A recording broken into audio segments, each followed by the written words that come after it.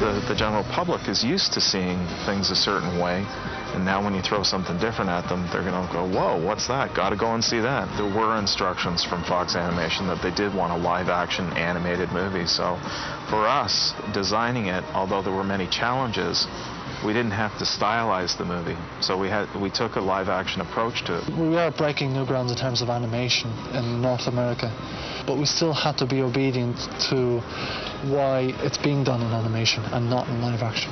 What we're doing is we're bringing a very technological world together, which is the CGI, and also the drawn world with a pencil, bringing those two worlds together and marrying them so you don't really see the seams. To kind of intrigue adults who are, you know, also intrigued by the kind of amazing inroads to animation and special effects. In so doing, I think you bring an audience out there that's just CGI and an audience out there that's animation. You marry them, so you bring them into the same experience. I happen to be humanity's last great hope.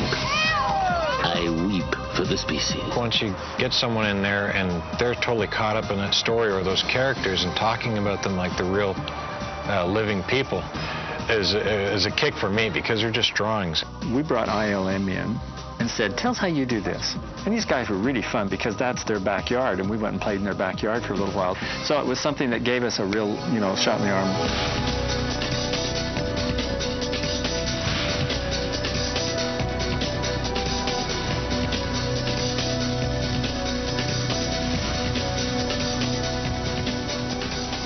The biggest challenge is also then meshing the two together, putting the 3D and the 2D and getting it to work and look good so that we have that unique feel going through the whole thing. In the case of a dredge, let's say a dredge shooting at another bunch of characters in the lunchroom. We initially get the layouts. The layouts are scanned into the system. We now have a blueprint upon which we're going to work. The character department kind of blocks out where they want their characters to move. We scan those into the computer. We then block out where our characters are going to move. We put those two together, we analyze it, and we watch how the action's going. Everything's working fine. We take it to the next step. We finalize all the drawings, clean up all the lines, make them looking sweet. At the same time, we then approach the dredge. We start working out the looks for the energies inside them, the shadows they're going to cast, the light they might reflect on the wall. You're now working with a 2D painted background. You have 3D characters casting lights on those backgrounds. That's a real talent to get all of those separate elements to feel like they're all in the same room, which, you know, came from totally different parts of the building. About 75% is 3D now. Not only when you say 3D are you talking all the ships and all these great environments and explosions and the action. There's a lot of detail, too, that we like to add to it. Right down to some of the less noticeable reflections and other little elements that just bring the movie to life. I want them to come out of the theater with their ears pinned back, their hair straight back, you know, and just saying that wow. I think Don has got to bring a lot to it, give it a lot more humanity. There's a lot going on in this movie, but if they're entertained by it, they like it, and they get an insight into who they are and how to solve their problems, I'm happy.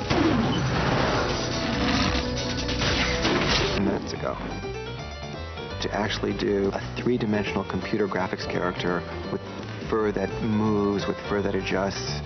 It's all, again, the ink is just drying. It's creating something of whole cloth and creating a person, creating a character that's memorable.